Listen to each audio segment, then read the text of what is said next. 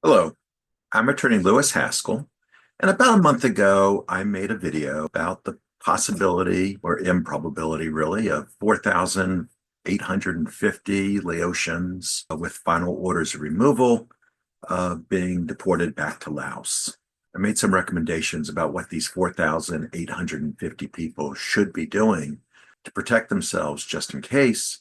I'd also indicated that, at least as of then, we had no memorandum of understanding with Laos, and that it wasn't really possible to see Laotians being deported given the lack of such an MOU. However, I also pointed out that Trump does have a talent for getting countries to take back certain of its citizens, even the absence of an MOU, and even where they hadn't been taking people back in the past. I referenced the fact that until a couple weeks prior to my video, Venezuela wasn't taking anybody back, and now they are. I referenced the fact that we do not have an MOU with Vietnam that allows us to send Vietnamese refugees back to Vietnam. And yet, during Trump 1.0, we sent several back.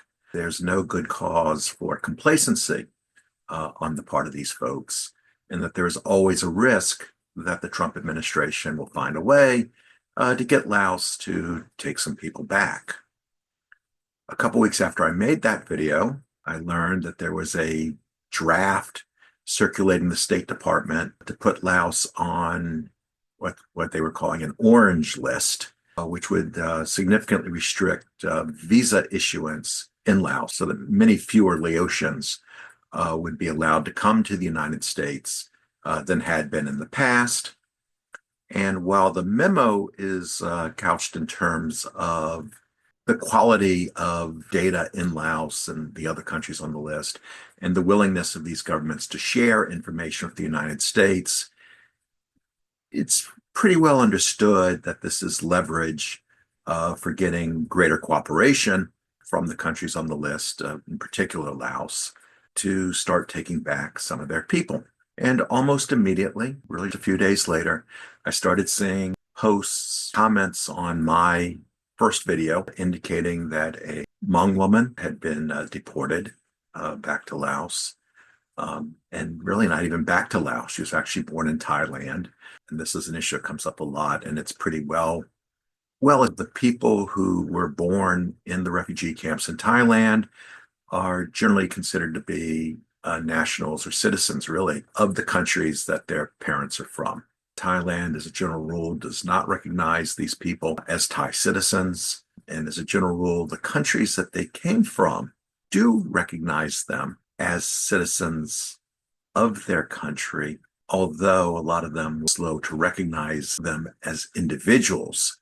This has been a huge issue on the Cambodian side of things, where we do have a memorandum of understanding, but getting Cambodia to acknowledge that these folks are in fact Cambodian, a problem for ICE and for Trump 1.0.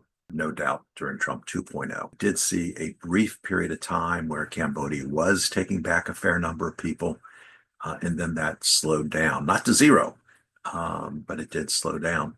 So now, or these 4,850 Lao people find themselves in an interesting situation. I think it's fair to say that the number of people that Laos will take back, well, it's obviously greater than zero, will probably be greater than three. It'll probably be less than 4,850.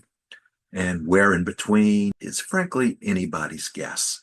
If I had to place a bet, I'd say a few hundred, and that's based on nothing. I really don't know. And nobody knows. Maybe leadership in Laos knows how many they'll ultimately take, but I'm not even sure they know. All I can really do is kind of repeat some of the things that I said in my first video, and that if you're one of the 4,850, you really do need to talk to a lawyer. And even if you spoke to a lawyer a few years ago, even if you spoke to me a few years ago, it behooves you to do it again, because frankly, the law has changed. And it's not so much that it has changed and that there's been a new statute or even a major Supreme Court decision or something like that. But it's changed in that we have gotten a lot more clarification on things. Reference in my first video that that there was this great decision out of the Second Circuit, which unfortunately is not us, that's New York, but there's a great decision on the Second Circuit that indicates that New York's cocaine statute is overbroad. Therefore, any conviction under the New York cocaine statute cannot by itself give rise to deporting a lawful permanent resident. Well, Massachusetts has the identical statute, or at least the identical definition of cocaine within its statute. And I believe that the Second Circuit got it right, quite frankly. And I'm hopeful that the First Circuit will ultimately agree.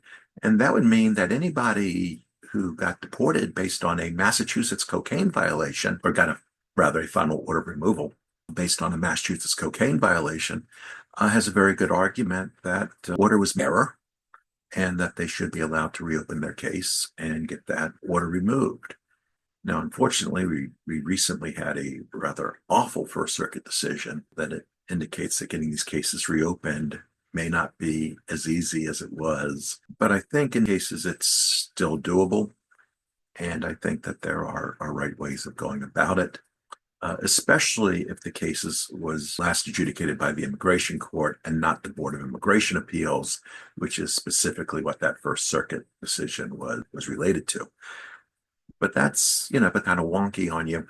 And I don't want to be doing that. I want to be encouraging people at least to reach out and see what can be done in their case. In the previous video, I discussed Padilla and the possibility of bringing an ineffective assistance of counsel claim. And those cases are possible. We just won a Padilla case last week. So hopefully be vacating this client's final order removal.